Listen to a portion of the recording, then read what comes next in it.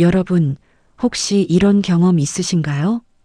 아침에 일어나면 하루 종일 누구와도 말을 나누지 못할 것 같아 막막합니다. 자식들은 바쁘다며 전화를 빨리 끊으려 하고 친구들과의 약속도 점점 뜸해집니다. 동네를 산책해도 아는 사람을 만나기 어렵고 복지관에 가도 어딘가 소외된 느낌입니다. 저는 지난 10년간 수많은 시니어분들을 만나왔습니다. 그분들의 공통된 고민은 바로 외로움이었습니다. 선생님, 나이가 들수록 왜 이렇게 외로울까요? 70대 김순자 할머니는 눈물을 글썽이며 이렇게 말씀하셨습니다. 평생 가족을 위해 살았는데, 이제는 아무도 나를 찾지 않아요. 전화해도 바쁘다고 하고, 찾아가면 눈치 보이고, 혹시 내가 짐이 된 건 아닐까요?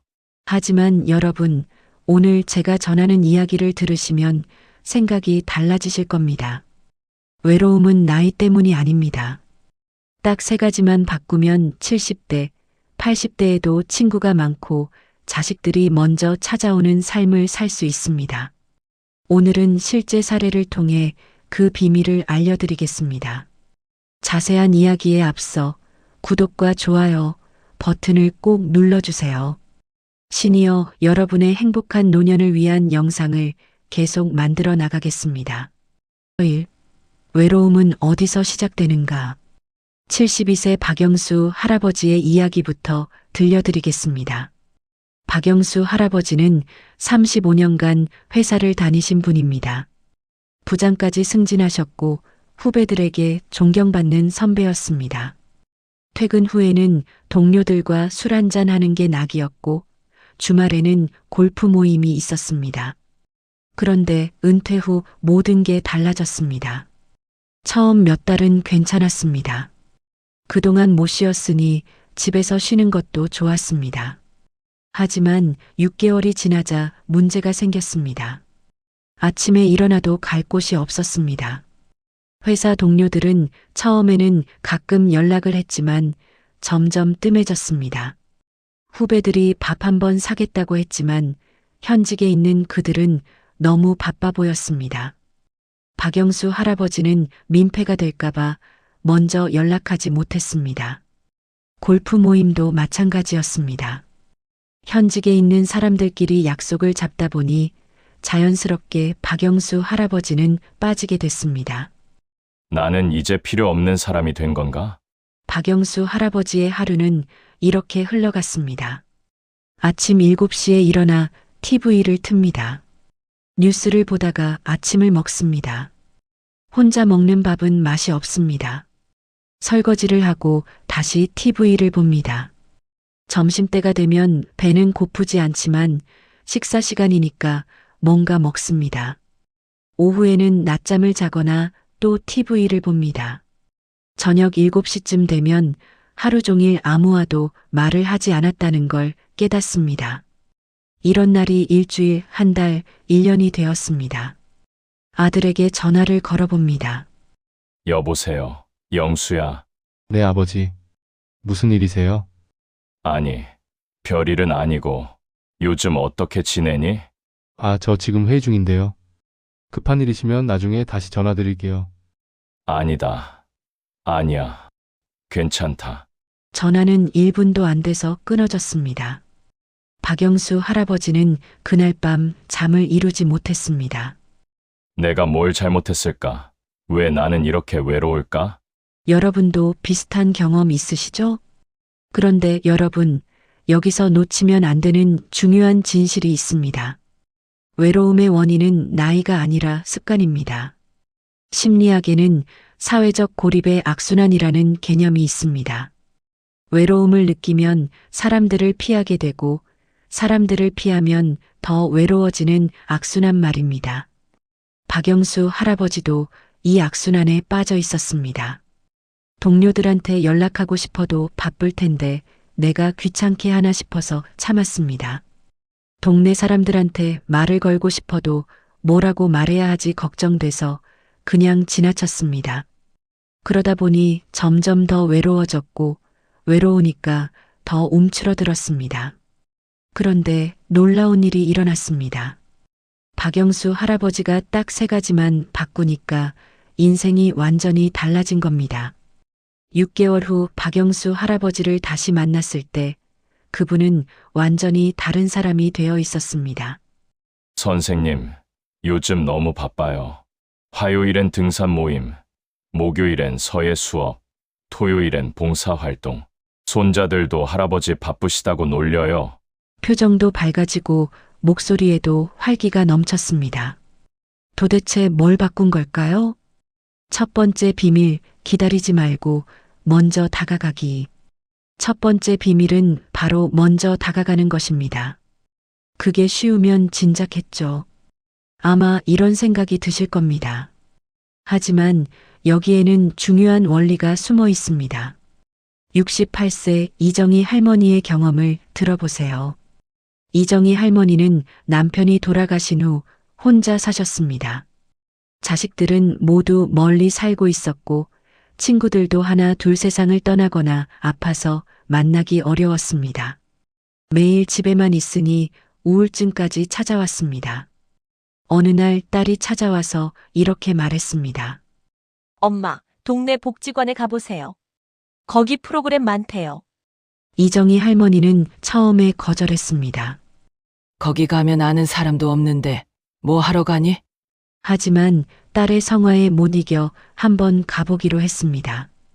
복지관에 도착했을 때 이정희 할머니는 더 외로웠습니다. 다들 아는 사람끼리 모여서 떠들고 있었고 자신만 혼자인 것 같았습니다. 역시 나는 안 맞나 봐. 집에 돌아가려는 순간 옆에 앉아 계신 할머니 한 분이 말을 걸었습니다. 처음 오셨어요? 저도 처음엔 어색했어요. 같이 앉으실래요? 그 할머니는 최순덕 씨였습니다. 72세셨는데 복지관에 온 지 1년 됐다고 했습니다. 저도 처음엔 아무도 몰랐어요. 그런데 제가 먼저 인사하고 말 걸었더니 다들 좋은 분들이더라고요. 최순덕 할머니의 말에 용기를 얻은 이정희 할머니는 그날부터 변화를 시도했습니다. 다음 주 복지관에 다시 갔을 때 먼저 인사를 건넸습니다. 안녕하세요. 저 지난주에 처음 온 이정희예요. 처음엔 어색했지만 사람들이 반갑게 맞아줬습니다. 어머, 반가워요. 저는 김영자예요. 저는 박순자고요. 오늘 점심 같이 드실래요? 한 달 후 이정희 할머니는 복지관에 갈 때마다 반겨주는 친구들이 생겼습니다. 제가 먼저 다가갔더니 다들 좋은 분들이더라고요. 왜 진작 안 했을까 싶어요. 박영수 할아버지도 마찬가지였습니다. 회사 후배에게 먼저 연락했습니다. 영호야, 나 박영수야. 바쁜데 미안한데. 시간 되면 밥 한번 먹자. 아, 부장님. 제가 연락드리려고 했는데요. 다음 주 수요일 어떠세요? 등산 모임도 스스로 만들었습니다. 동네 게시판에 등산 같이 하실 분 모집이라고 글을 올렸더니 5명이나 연락이 왔습니다. 혼자 기다리지 말고 먼저 움직이니까 세상이 달라지더라고요. 여러분, 여기서 중요한 건 거절당할까봐 두려워하지 말라는 겁니다. 실제로 심리학 연구에 따르면 사람들은 생각보다 다른 사람의 접근을 반갑게 여깁니다. 우리가 걱정하는 것만큼 거절하지 않습니다. 먼저 다가가는 것, 그게 외로움을 이기는 첫 번째 비밀입니다. 두 번째 비밀, 불평 대신 감사하기. 두 번째 비밀은 감사하는 습관입니다. 그게 무슨 상관이에요? 이렇게 생각하실 수 있습니다. 하지만 이건 정말 중요합니다. 74세 정숙자 할머니의 이야기를 들어보세요. 정숙자 할머니는 늘 불평이 많으셨습니다. 요즘 젊은 것들은 버릇이 없어. 날씨가 왜 이렇게 춥니다. 나이 들어서 그런가. 아이고, 여기도 아프고 저기도 아프고. 복지관 친구들과 만나도 마찬가지였습니다. 자식 이야기를 하면 우리 아들은 전화도 잘 안 해. 건강 이야기를 하면 나는 다리도 아프고 손가락에 힘도 없고. 그러다 보니 사람들이 점점 정숙자 할머니를 피하기 시작했습니다. 정숙자 씨 만나면 기분이 다운돼요. 맨날 불평만 하셔서 같이 있기 힘들어요. 정숙자 할머니는 이런 말을 전해 듣고 충격을 받았습니다. 내가 그렇게 부정적인 사람이었나? 그때부터 정숙자 할머니는 변화를 시도했습니다. 매일 아침 일어나면 감사한 것 3가지를 적기 시작했습니다. 오늘도 아침에 일어날 수 있어서 감사합니다. 따뜻한 밥을 먹을 수 있어서 감사합니다. 아직 걸을 수 있어서 감사합니다. 처음에는 어색했습니다. 평생 불평하는데 익숙했던 사람이 감사하려니 쉽지 않았습니다. 하지만 놀라운 변화가 일어났습니다.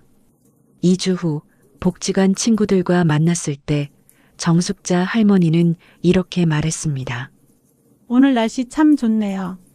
산책하기 딱 좋아요. 어제 아들이 전화했는데 목소리 들으니 좋더라고요.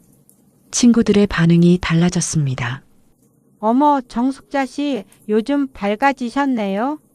무슨 좋은 일 있으세요? 한 달 후 정숙자 할머니 주변에는 사람들이 다시 모이기 시작했습니다. 같이 있으면 기분이 좋아져요. 정숙자 씨 만나면 긍정 에너지를 받아요. 박영수 할아버지도 이 원칙을 적용했습니다. 예전에는 요즘 젊은 것들은 예의가 없어 하고 불평했는데 이제는 요즘 젊은 사람들 참 열심히 사내하고 긍정적으로 보려고 노력했습니다.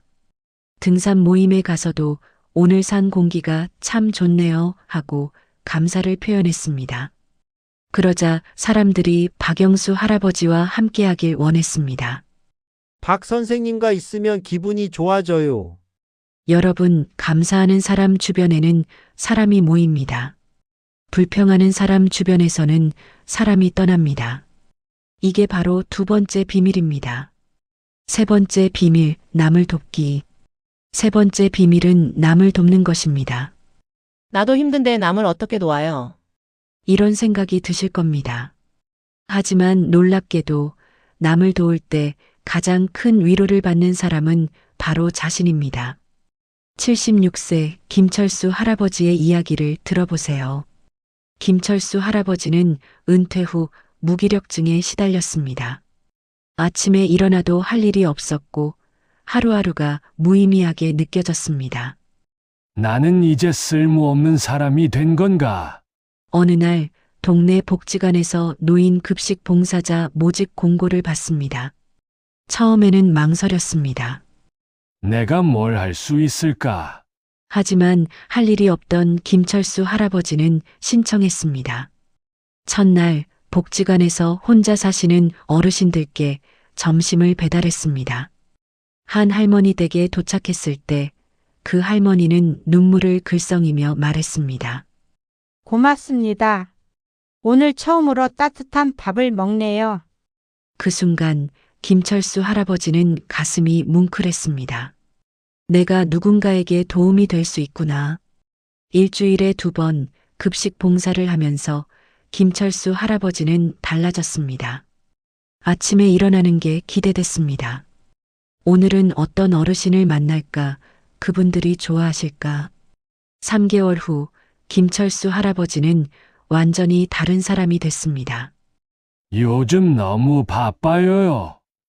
화요일, 목요일은 급식 봉사하고 토요일은 복지관 청소 봉사해요. 일요일엔 손자들 봐주고요. 무엇보다 놀라운 건 우울증이 사라졌다는 것입니다. 남을 돕다 보니 내 고민은 작아 보이더라고요. 오히려 제가 감사하게 됐어요. 이정희 할머니도 비슷한 경험을 했습니다. 복지관에서 새로 오는 어르신들을 안내하는 봉사를 시작했습니다. 자신이 처음 복지관에 왔을 때 외로웠던 기억이 있어서 새로운 분들이 적응하도록 도와주고 싶었습니다. 제가 누군가를 도울 수 있다는 게 너무 좋아요. 제 인생이 의미 있게 느껴져요.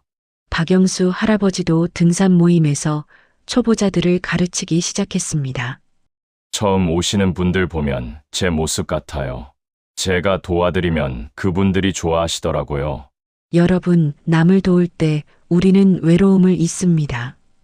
누군가에게 필요한 사람이 된다는 느낌이 우리에게 큰 행복을 줍니다. 지금까지 3가지 비밀을 말씀드렸습니다. 먼저 다가가기, 감사하기, 남을 돕기.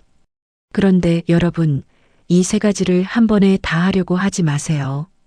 작은 것부터 시작하는 게 중요합니다.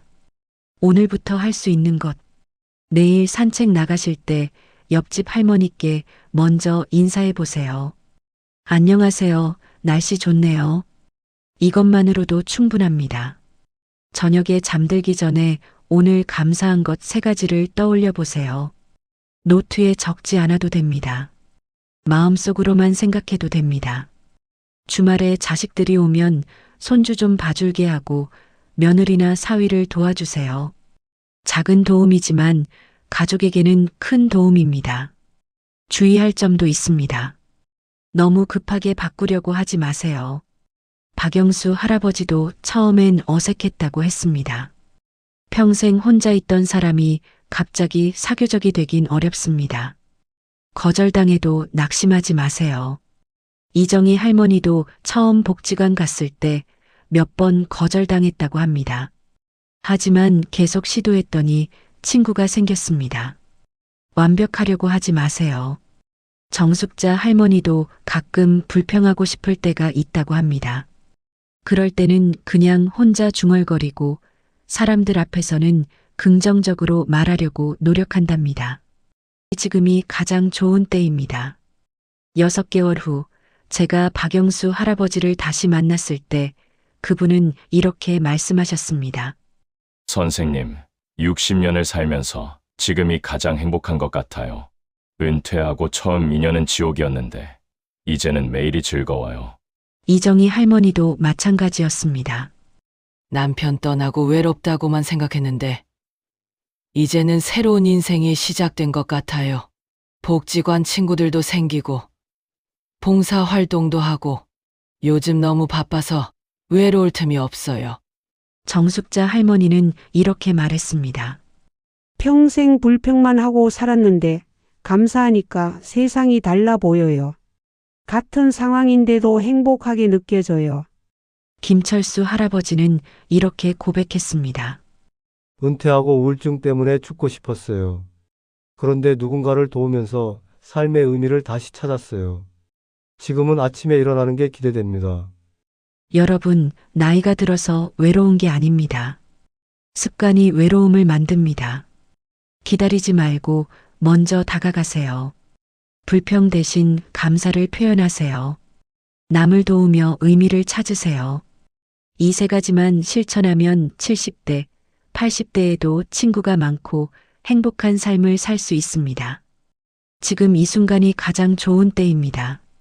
내일부터 하겠다고 미루지 마세요. 오늘 저녁 잠들기 전에 감사한 것 3가지를 떠올려 보세요. 내일 아침 산책 나가실 때 옆집 분께 먼저 인사해 보세요. 이번 주말 복지관이나 동네 모임에 한번 나가보세요.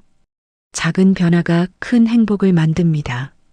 여러분의 노년이 외롭지 않고 행복하길 진심으로 바랍니다. 오늘도 끝까지 들어주셔서 감사합니다. 구독과 좋아요를 눌러주시면 시니어 여러분을 위한 더 좋은 내용으로 찾아뵙겠습니다.